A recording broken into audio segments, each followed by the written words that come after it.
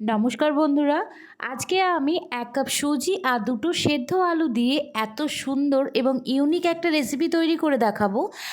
হয়তো আগে কখনো এই রকম রেসিপি আপনারা বাড়িতে তৈরি করে খাননি।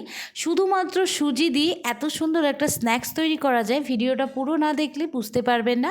তো চলুন ভিডিওটা শুরু করি।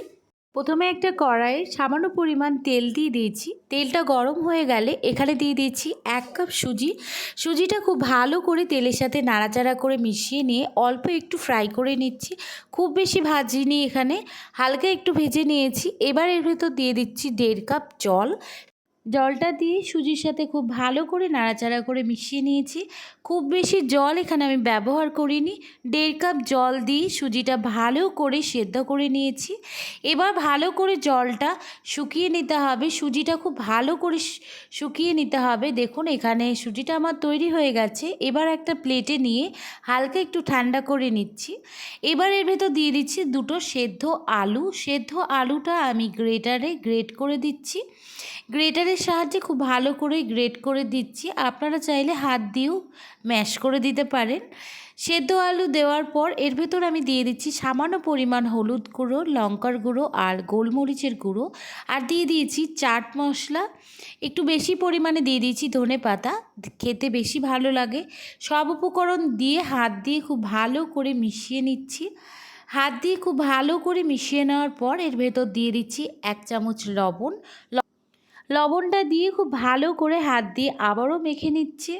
সব উপকরণ দিয়ে ভালো করে হাত দিয়ে মেখে নিয়েছি। এবার এটা আমি 2টো ভাগে ভাগ করে নেব। 2টো বল তৈরি করে নিচ্ছি। হাতে সামান্য পরিমাণ একটু তেল নিয়ে নিয়েছি যাতে সুজিটা হাতে না লেগে যায়। এবার এটাকে 2টো বল করে নিয়ে আমি প্রথম যে বলটা তৈরি করেছি সেটা নিয়ে এবার একটু বেলনা দিয়ে হালকা করে আমি বেলে নিচ্ছি। যেহেতু এটা সুজি দিয়ে তৈরি তাই হালকা করে এটা বেলে নিতে হবে। চারিপাশ দিয়ে ভালো করে বেলে নিয়েছি। আমি 2 রকমের স্ন্যাক্স তৈরি করে আপনাদেরকে দেখাচ্ছি। যদি আপনাদের কাছে আইসক্রিম স্টিক না থাকে তাহলে আপনারা এমনিও বানাতে পারবেন। আমি 2 রকমভাবেই আজকে স্ন্যাক্সটা তৈরি করে আপনাদেরকে দেখাচ্ছি।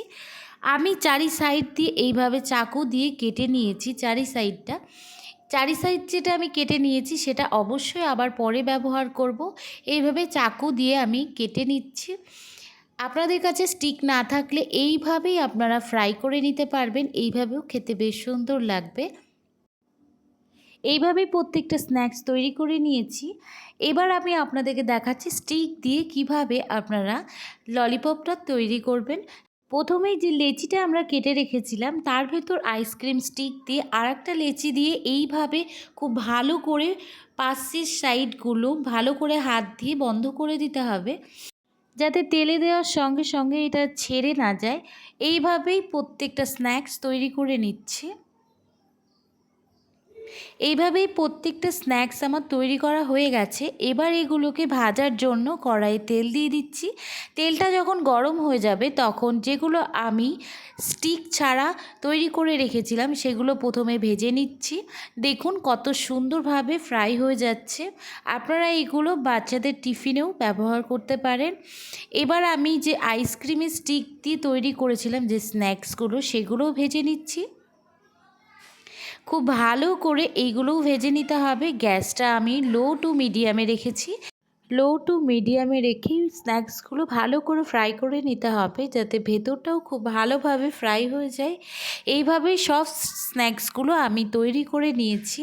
একে একে তেল থেকে তুলে নিচ্ছি। তৈরি হয়ে গেছে আমাদের আজকের স্ন্যাক্স। খুব কম সময়ে খুব কম উপকরণ দিয়ে এত সুন্দর একটা স্ন্যাক্স বাড়িতেই তৈরি করে ফেলতে পারবেন। আমি 2 রকমভাবেই দেখিয়েছি।